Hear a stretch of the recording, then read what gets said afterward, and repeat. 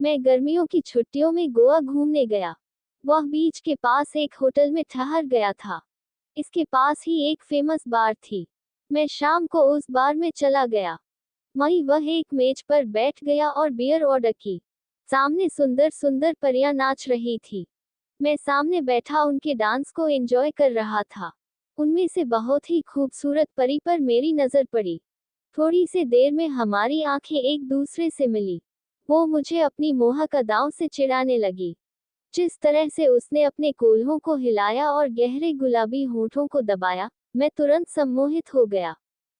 वह ऊपर से नीचे तक सभी सही जगहों पर भरपूर थी, लेकिन उसके चलने के तरीके ने मुझे वास्तव में प्रभावित किया। मैं रात के खाने के बाद वहीं रुक गया और बार में इंतजार करने लगा। मुझे लगा कि किसी समय उसकी शिफ्ट खत्म होनी है।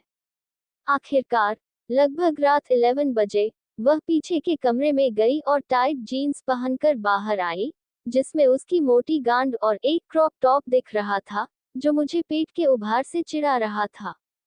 मैंने उसे एक पे खरीदने की पेशकश की और उसने जवाब दिया कि उसे वोडका पसंद है, लेकिन वो भी केवल मेरे कमरे तक। मुझे अपनी किस्मत पर विश्वास नहीं हो रहा था। मैं उसका हाथ पकड़कर मैं ऊपर ले गया, लेकिन हमने ड्रिंक्स की भी परवाह नहीं की। हम नग्न हो गए और मैं उसके सुंदर, कामुक, सांवले शरीर के हर इंच को चूमते हुए काम पर लग गया। उसके बाल लंबे, चिकने और मुलायम थे और उसके निपल बिल्कुल छोटे किशमिश जैसे थे जो मुझसे उन्हें चूसने के लिए कह रहे थे। वह मेरे ऊपर ऐसे गिरी जैसे वह इसे चूसना चाहती हो, बुरी तरह से, मेरे शाफ्ट की मालिश कर रही थी और एक पेशेवर की तरह अपना सिर ऊपर नीचे उछाल रही थी। फिर वह मुझ पर चढ़ गई और अपने धड़ को सांप की तरह हिलाने लगी, जिससे उसकी हुला नाली ठीक मेरे ऊपर आ गई। जब वह आई, तो वह चिल्लाई और अपने स्तन पकड़ लिए और उसके संभोग की दृश्य और ध्वनि मुझे किनारे पर धकेलने के लिए पर्याप्त थी।